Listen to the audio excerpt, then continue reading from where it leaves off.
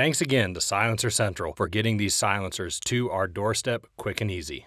Hey guys, Scott Reekers here with Eastmans, and today I'm here with Christian from Dead Air, and we are going to go through what are you looking for in a can? What are some distinctives that you can look for in a suppressor? I really just want to get into the weeds with why you would pick any version of suppressor and kind of some of the offerings that Dead Air has. I want to talk about some of the specifics and most importantly, how does that apply to a Western hunter or a hunter in general? That's where I want to go with this today. So let's just start off with kind of the one that I've become familiar with. I've been using the Nomad Ti, the 6.5-inch version. Tell me about it, and then let's just walk through the rest of them. Sure, yeah. So there's a standing joke around the office that Christian sleeps with a Nomad Ti under his pillow because this is my favorite can.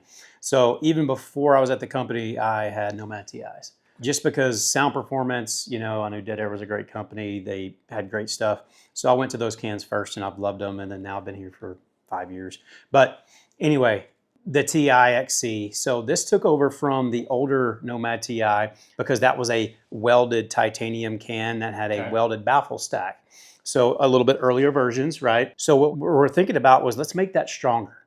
Let's make it all one piece. So we 3D printed it out of titanium. It's, for one, if something happens, we can repair it really quick and get it back to the consumer. Because look, we're end users as well. Like we hunt, we shoot, we're end users as well. So we know what to try to look for. We added some more tooling features to be able to put accessories and stuff like that, mounting options on your rifles. We just thought it through. So the Nomad Ti, there's some coaxial chambers on the outside, of those, the internal baffle system that we can slow the gas and air down slow enough to get a great sound, and that it's not expelling so fast that you get the loud slap. People are used to that loud boom, and that's what happens. So that's why the Nomad has just been a staple in the industry forever, and a lot of people chase the sound of this. Again, which one of the reasons I went with it, because it was such a good sounding can. But it offers a lot more than just that. Repeatability, return to zero on the rifle, and also a great thing about the Ti is that it offers a lot of recoil reduction just on its own.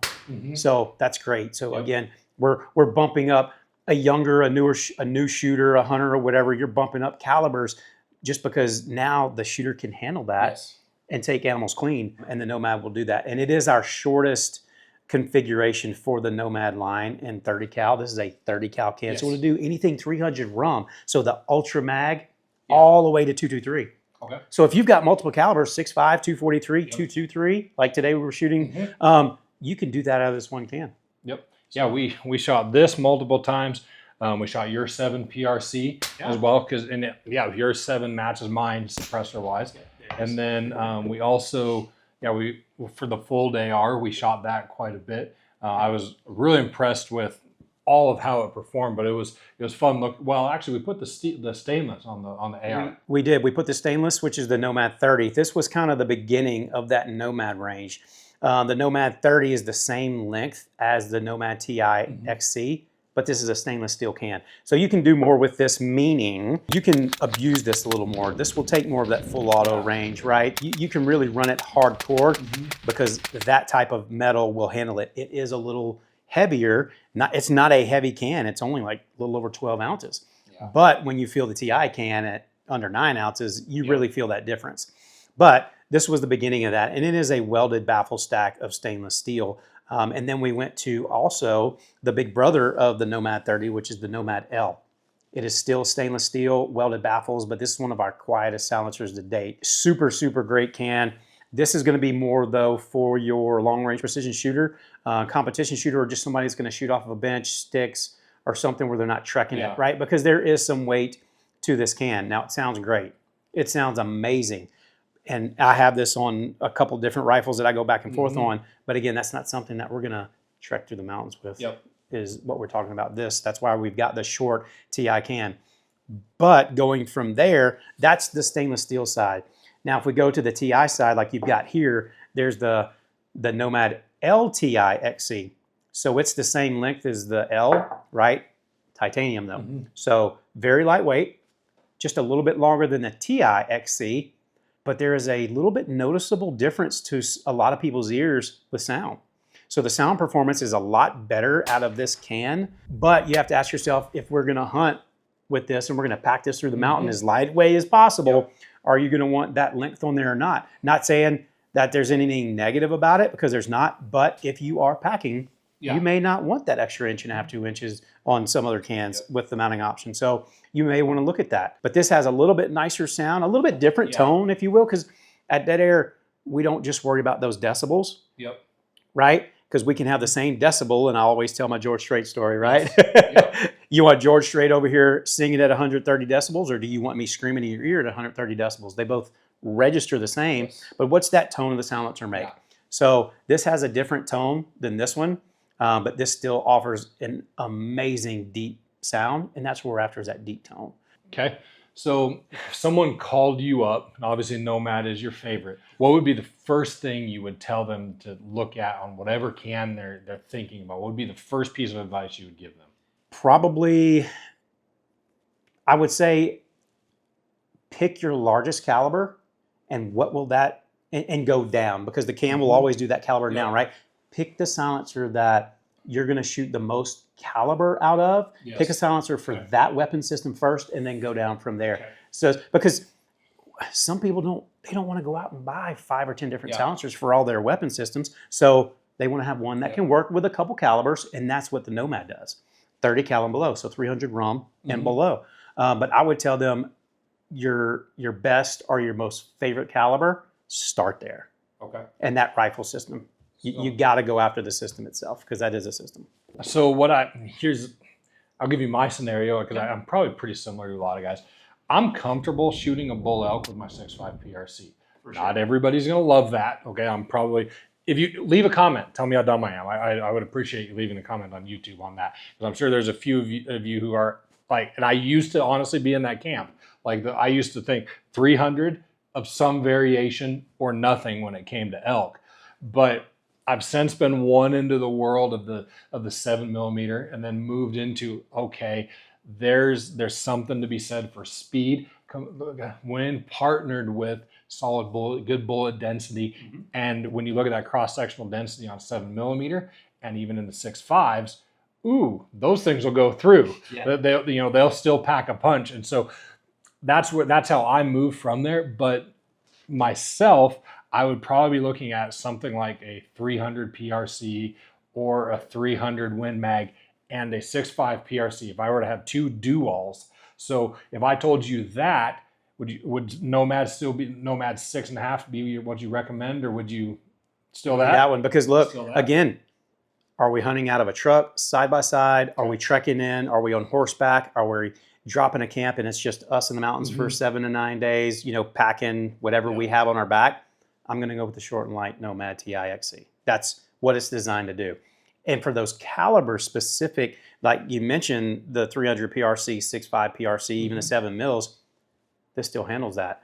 And look, with the bullets and the projectiles made today, it's shot placement. It's shot placement and the projectiles now. Yes, the larger calibers do a little bit more in damage, and they do a little bit nicer job. But just for you, hey, I've shot on camera last year a huge, almost 300 pound, over 300 pound muley with 6.5 PRC, and it's hanging on the wall, right? No issues, but it has to be, again, a system. It has to work for you. You have to train with it. Again, it's a system. Yeah. But answer the question, I would still Nomad Ti XC. Gotcha. Yep. Okay. Any other general advice for anyone looking to get into, first can or still really learning this world? Any other general advice you would give?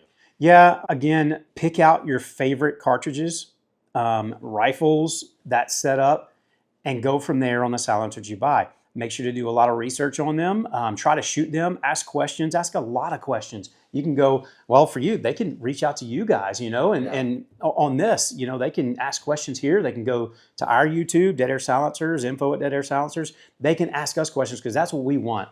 We want to give the most information, because some people just don't know. And to be candid, until a few years ago, I really hadn't thought hard about how much better the world is with a suppressor, because if you haven't ever done it, you just don't know. That's right. But I mentioned this in the other video, and you can we'll put a link right here to be able to go look at that. But another video, I talk a little bit about how much better life is with it. So watch that video. But looking at it now, this education and having come from a space where not using them to using them, it's a world of difference. And even I, being an ounce counting backpack hunter for years and years and years, my argument always was, well, I usually only take 1 or 2 shots, so it's not going to do that much damage to my ears. And that is not true. And that is not true. My 300, I've got a 300 Weatherby mag with a muzzle brake on it. That thing is loud. Brutal. Now I look at that gun and I'm thinking, okay, that brake is coming off and I'm putting a can on it, and I am sure my performance is going to be much better with that gun. Personally, my performance, I'm not going to be yanking on it nearly as much because it's going to eat up suppression. I'm not going to be worried about the sound. And that particular caliber is an elk killing machine. Yeah. And so being able to put all those pieces together, and then I've also got the 6.5 PRC, which is good for my kids. Yep. I've also got, I've got a 300 Win Mag as well. So there's a lot of different options that, speaking of, I'll start at the highest. I just walked myself through exactly what you said, actually. See? Starting at the 300 Weatherby. It works. It does work. So that's a good question. And look, this is what the silencer will do for you. We talked about it a little bit earlier, hit on it, but here are the things we look at to be able to tell the customer these are the goods that you're going to see from the silencer. Number one, no bad shooting habits. Mm-hmm. You're not jerking the trigger because you're not scared of the rifle. You're not scared of this, weapon system because it's not jarring your teeth out from that 300 Ultra Mag or 300 PRC. It's not jarring your teeth out. It's actually pretty pleasant to shoot, right? So no bad shooting habits. Yep. Number two, follow-up shots, because you can actually, when you pin the trigger to the rear for your follow-up and you're watching impact or miss through the optic, you can make your correction or not. Animal goes down, or you have to make another shot or correction if you miss. So it's easier follow-up shots. 3, no loud boom. Yep. Like, that's the most important. We're saving our ears. What about your spotter, your camera guy? 100%. Right? Like, a lot of us, most of us, I hope, aren't going alone in the backcountry shoot. And look, nothing against that. I'm just saying, a lot of times you're going to have a helper, a buddy, a camera guy, or somebody with you. You can communicate. Mm-hmm. You don't have to worry about hearing protection or anything like that. I think one of the biggest we've seen on a lot of our videos is pollution of sound to the animals that are around it. So if you're in one drainage or one mountain and you're shooting an elk or a mule deer, or whatever animal it may be, you're not disturbing the other ones over here. And when you shoot here, if there's a bunch of those animals in front of you or herd or something, they just go back to eating and feeding and doing whatever they're doing. You're not disturbing them. I've watched, I was looking for a different mature mule deer buck. And so I was watching solid buck. Like, it's kind of one of those bucks that you're like, maybe I should have shot him, because I don't think I killed that year, but they're kind of running into me together. But I heard shots and I watched him go into the trees, and he didn't come back out for 30 more minutes. So this, like, it's almost like a courtesy to fellow backcountry hunters, having a suppressor. And that buck got stressed, and stress is a huge deal to mule deer.